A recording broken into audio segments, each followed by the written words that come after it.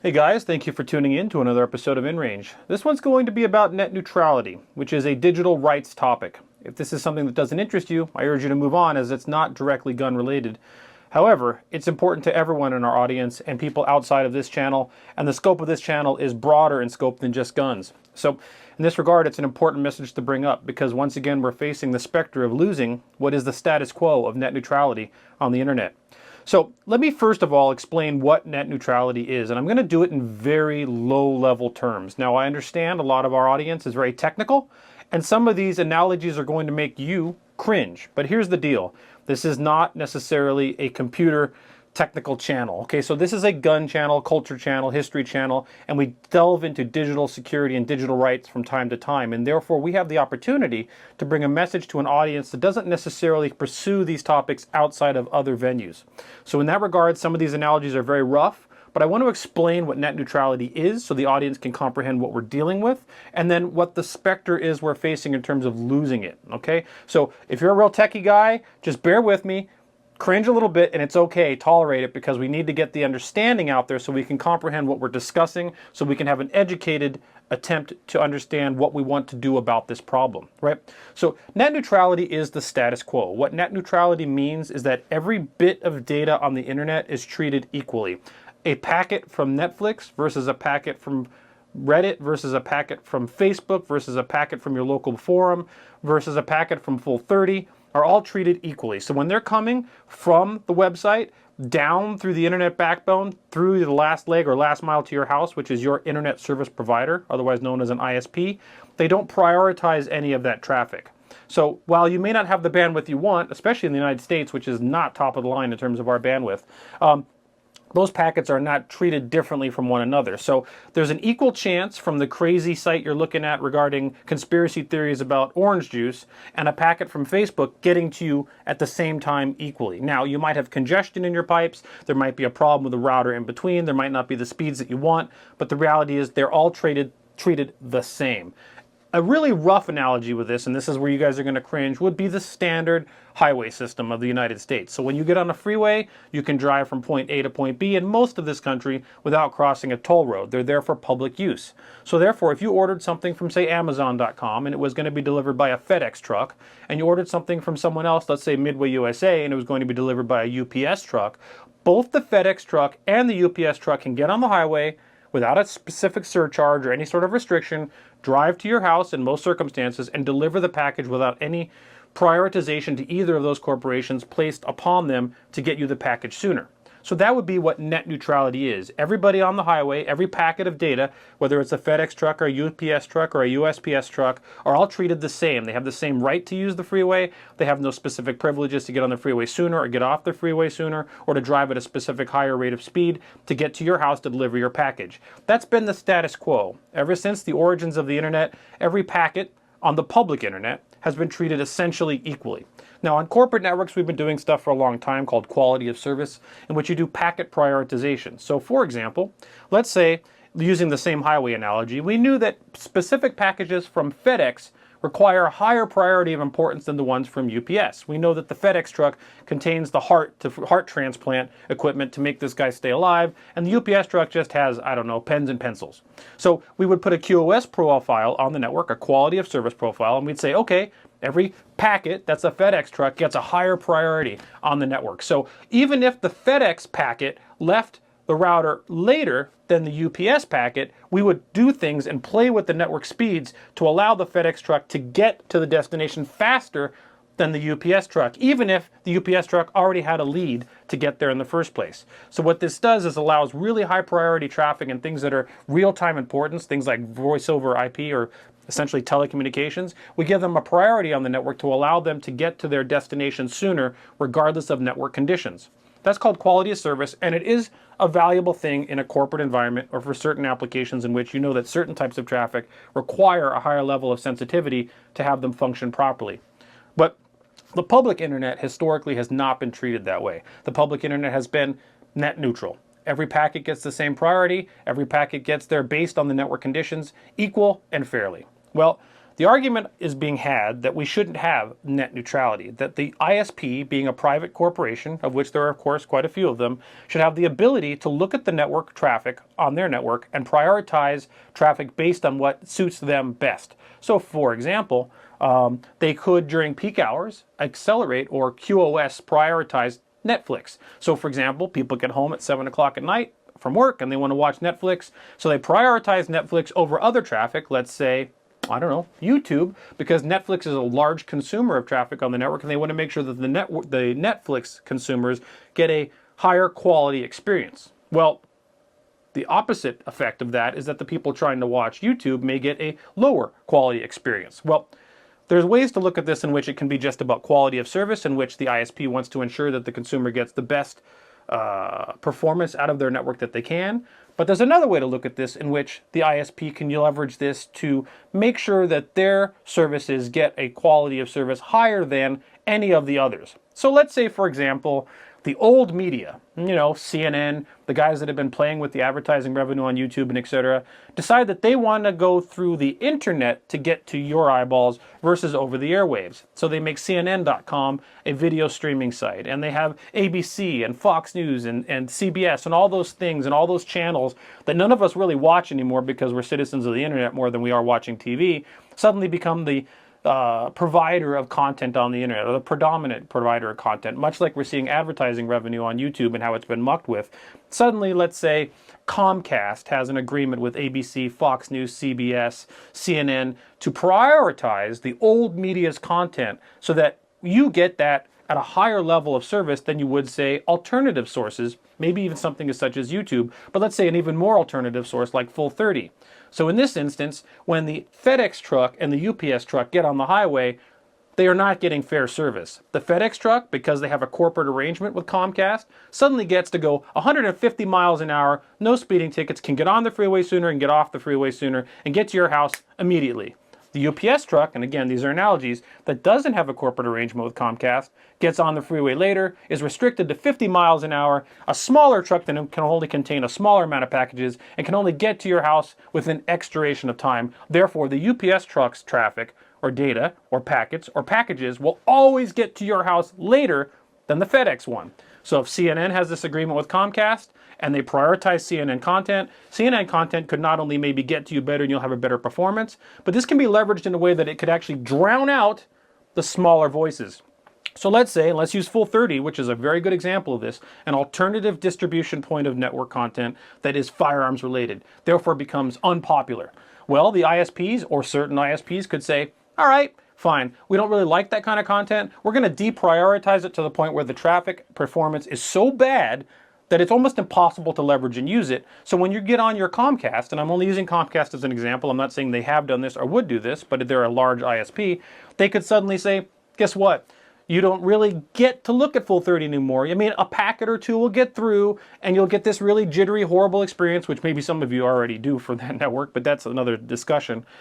And therefore, it's going to be such poor performance because of the quality of service profiling put on the network to throttle alternative sources that now you really only have the option to watch the old media. Now, would they do that? I don't know. But you know what? Isn't that a risk we don't want to take? And if we've seen what's happened with YouTube and advertising revenue and what's gone on with restricted mode and all the demonetization of going on there, which of course, InRange has taken a very strong stance on, I would argue that the old media will definitely play their cards in the hardest way possible. And for them to leverage this lack of net neutrality to their advantage is a highly likely scenario. However, there's two ways to look at this, and I'm going to try and do this as unbiased as possible. However, it's pretty difficult because obviously I have my own bias. The answers to this, and there's probably more than one, but the current answers are pretty much one of two binary choices.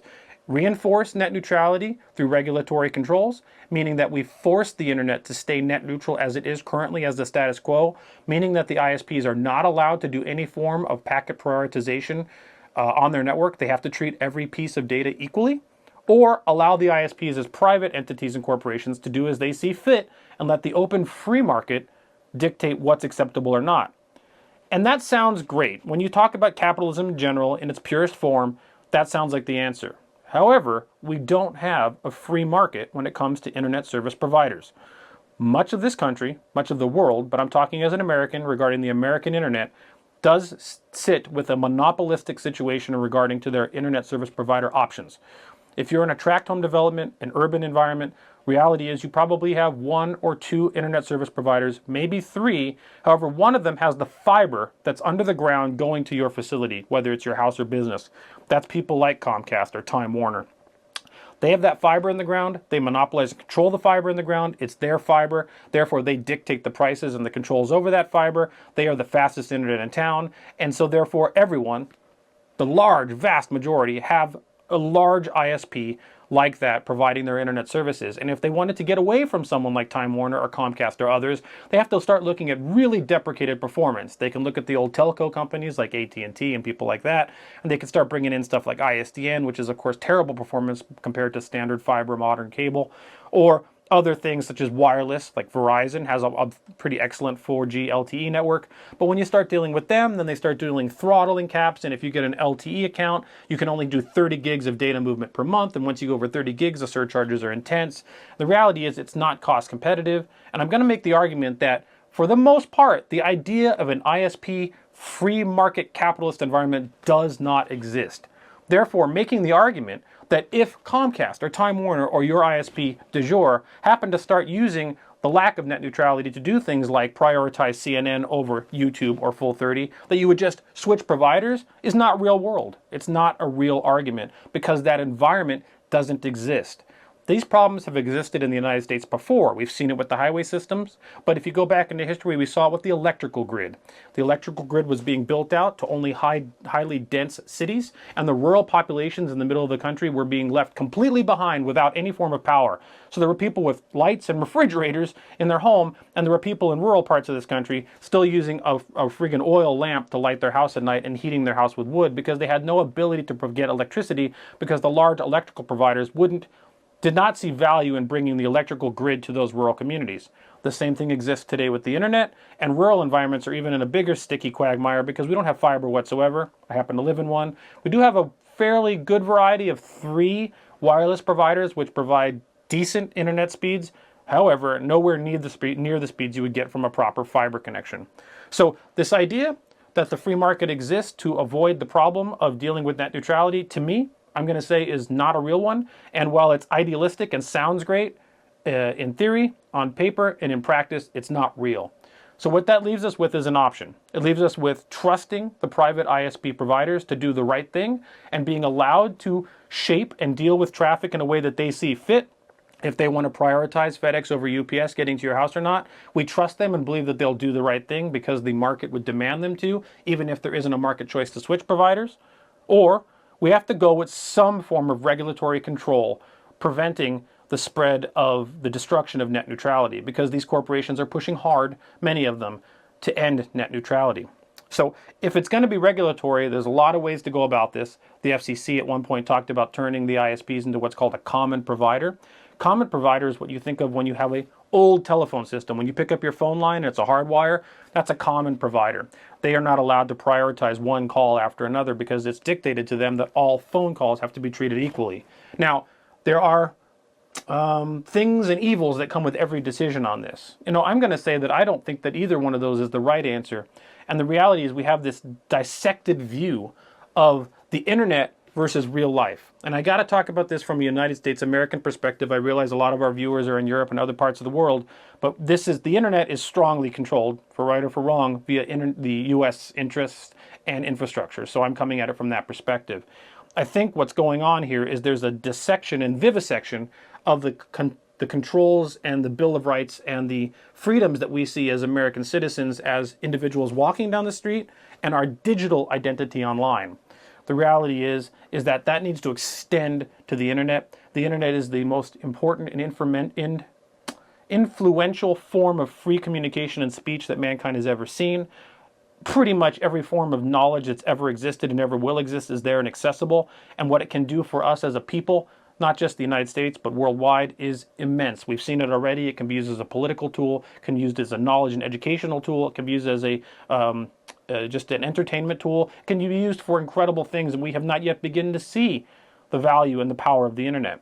So in that regard, why do we see our digital identities, meaning our identities online, being treated differently and being able to be controlled and manipulated by private organizations and corporations in a way that constitutionally typically would not be acceptable outside of the internet scope? So in this regard, I think we need to save net neutrality for now through public movement, grassroots movement. I'll provide some links below. I hope I can find some that are worth using.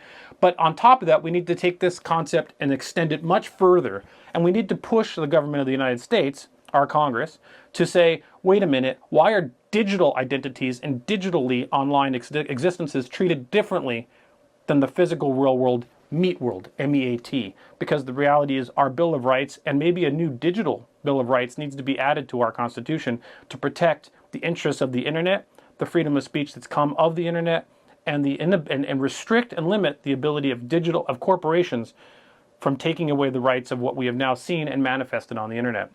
Here's the thing. Throughout history, and I know some of you guys out there would be like, you sound like some sort of left-winger, and I'm by no means that. But here's the deal. There's always power structure controlling something, whether it's the church, historically speaking, the government, digital corporations, or others. There's always power structure over you, and the idea that there will never be some form of power structure over you, while sounding nice, is not real world in practice. There's always something. So you have to sometimes pick your poison. Historically speaking, the United States government, for the most part, when it comes to regulating things in terms of free speech and personal rights and liberty, has done more good or more positive than negative. Now, I realize that it's not a perfect country, and we on InRange, or at least I should say, we've done some videos regarding that and more to come. But in general, the movement has been historically towards good things. And the internet, being this new technology, still relatively new, very new in the history of mankind, needs to be considered this new transformational thing. And the reality is that if we have to pick some form of control to make sure that the internet stays free and open and continues to be the powerful thing that it is, when you look at what the church would do with it, when you look at what corporations would do with it, versus what you look at what potentially a Bill of Rights, and I put that in air quotes, could do to protect it, I would pick that over any of the options. Corporations have done horrible things and continue to do horrible things with your data on the internet currently, and they will continue to do so, and if we allow them to do more of it, they will do more of it. Churches have done horrible things over time, and I'm not trying to offend anyone, but when you look at the power structure of either one of those, it's hard to trust them.